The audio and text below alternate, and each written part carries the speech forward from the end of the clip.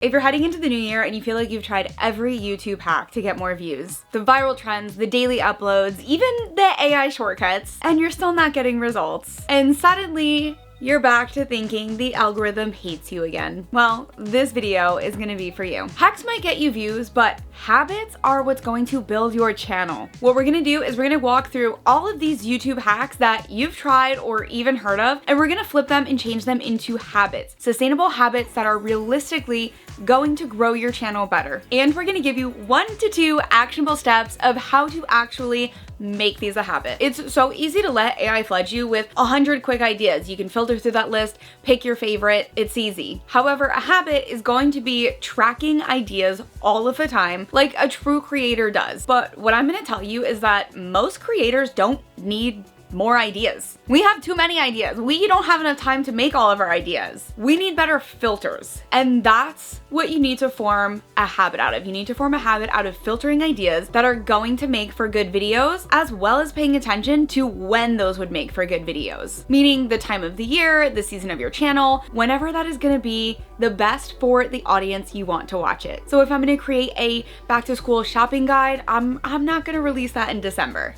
You know what I mean? It's a good idea for a certain time of year. Okay, so the tip here on how to actually execute this as a habit is going to be tracking your ideas by buckets. If you have 3 types of videos you're making on your channel, organize your ideas to go under each one of those buckets. We don't need an endless list of ideas. We need an organized list of good ideas that we can pick from when it's appropriate. Plus, we actually want to make videos that excite us. All of these ideas are not going to excite you. We need to be excited to make content for the content to come out good. Next, let's talk titles and thumbnails. A hack is going to be copying any viral format that works, or using any type of AI thumbnail generator and not making it your own. Just kind of copy and pasting. We'll just call it that. What we're going to do as a habit is we're going to study the behavior of why those actually work. And then this is going to build you your own packaging style. We don't want to just be another lost video on the internet. We came here to have our own personality, our own style. And if we just copy and paste, we're going to lose that entirely. When we just copy what somebody else does, we don't learn why it worked. So the exercise that we can do to practice learning why something worked is to review 10 videos. These can be 10 videos on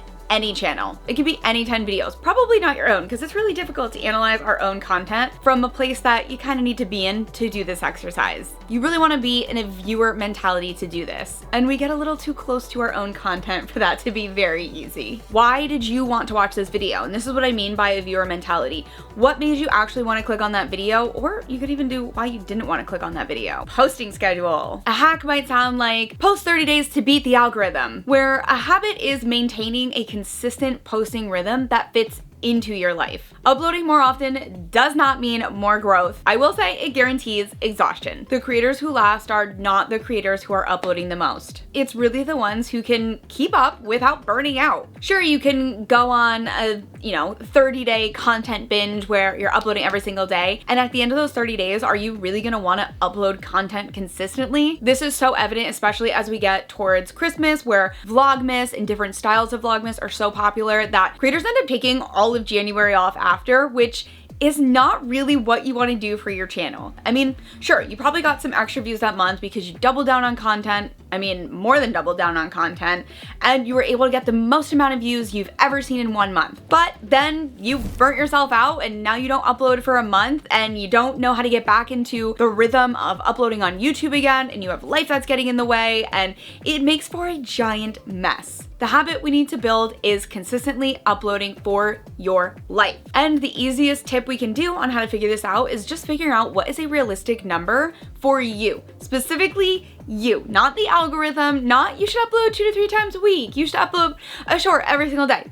No, this is going to be a baseline that you want to hit. That could be 1 video a week. That could be 1 video every other week. Whatever is going to actually allow you to accomplish this is going to be the best option. Another way to make this a habit is to break down the days in a way that's going to work. Maybe you have just a scripting day. Maybe you have just a filming day, just an editing day. Consistency starts with structure, and whatever you can structure into your life, whether that's working on YouTube for 20 minutes a day or working on YouTube for 2 hours a day, That's what you have to do so that you can consistently be making progress towards your goal. Let's talk analytics. We'll call this a hack, and that's gonna be refreshing YouTube every hour, hoping you're just gonna break out into some viral success. That is not a good hack. And I know we all fall into that. I know there are some of us, I'm not even gonna say I'm not included, who cannot stay out of studio. What we're gonna do, this is gonna be difficult for some people watching this, and that is going to be to schedule a reflection period for YouTube.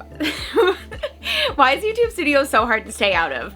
I don't know, but there's just some kind of mentality that if you're just in there and you're watching everything, you will figure something out and you will get those more views. When it comes to actually looking in analytics, let's see what happens if we just do this less as a habit and actually make it a little bit more productive. Think about how YouTube operates on 28 days of information. When you go into your analytics, you'll see the 28 days. Maybe you change this to a once a month deep dive into what has worked that past month. We know things on YouTube take time. If we're evaluating our content every month, we're gonna get a lot of good data versus evaluating every single video individually. Stop chasing performance and start chasing patterns. That's really the takeaway here. We wanna be looking for patterns over time, not instant gratification from refreshing studio every 2 seconds. This is where you're gonna see analytics actually start working for you. If you're a studio addict, leave it in the comments. We will support you. We've got this. We can stop opening the app together. We can't, we won't. We're gonna try though. Retention hacks. This is a good one because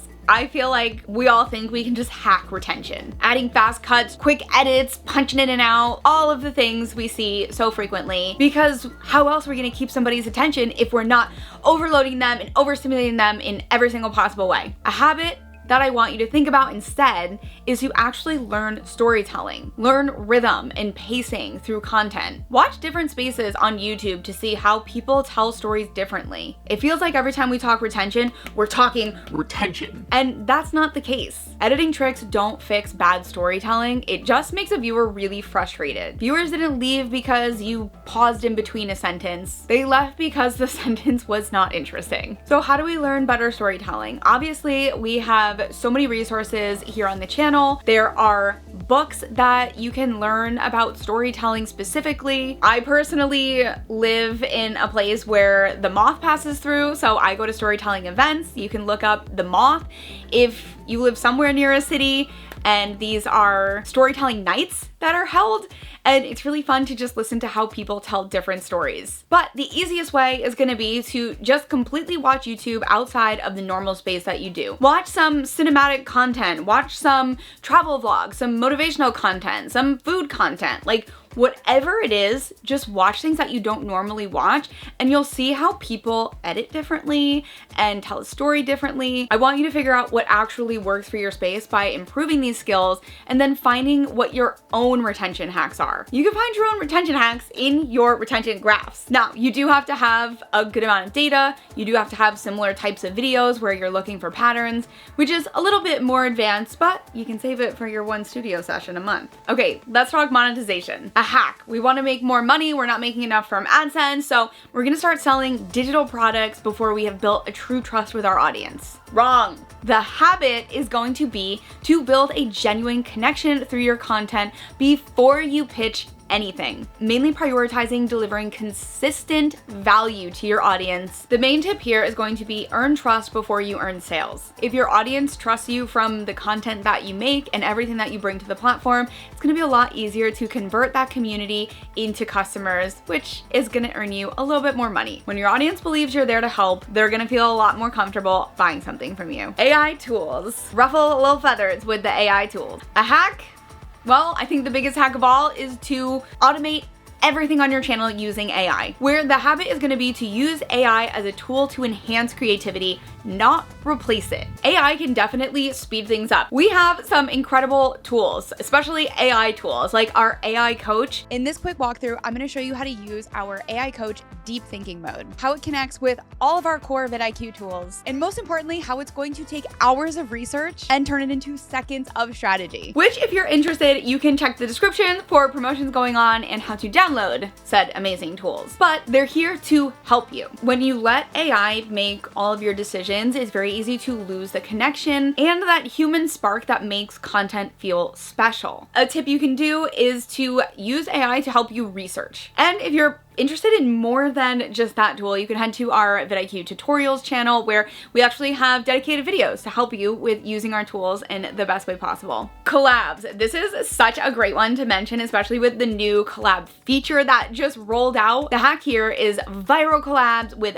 big name creators because it's gonna give you the exposure you need. Sure, that it can work for a second, but the habit I want you to think about instead is building genuine relationships with creators that are going to last. Collabs shouldn't be about clout, they should be about connection. Remember, you're merging together audiences. That's the true benefit of a collab. Now, when it comes to how do I even do a collab, how do I even start a collab or think about it? Well, the easiest way to start is just start commenting on those creators' videos. I think that's the best introduction. I've done this many times. I think the most important thing about starting a collab is you want to pitch an idea that's going to be beneficial for both of you. Remember, this is not just to grow your channel, this is to grow your audience together and grow both of your channels. Plus, it's just a really fun thing to do. YouTube can be really lonely, and if you start to make some creator friends you actually enjoy creating with, it makes it an even more fun space to be a part of. Let's talk burnout. A hack: take breaks when you need to. After you've burned out, take a break. No, the habit is to not get to burnout. Realistically, is going to be to build in rest systems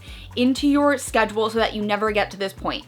When it feels like YouTube is just becoming that little bit too much, we have to address that and then take that little step back to rest and then get back into it. Because burnout is not a sign of weakness. It's a problem with the system that you have right now. So to get ahead on burnout, one thing that you can do is to schedule a YouTube free day. I actually personally do this. Like this is my own personal advice. This is on the weekend because I have work. It's no filming, no planning. For me, also includes no consuming. This is the balance that I need, and I think it works really well. You have to protect your energy so that you can protect your creativity. And we need that creativity going into a fresh new year coming up on YouTube. So the creators who win are not gonna be the creators who are uploading the most. They're gonna be the ones who build systems and habits that make their success inevitable. So if you're new to YouTube and you don't know exactly what to do if you're gonna start a channel, definitely watch this video. That is exactly what you should do if you start a channel.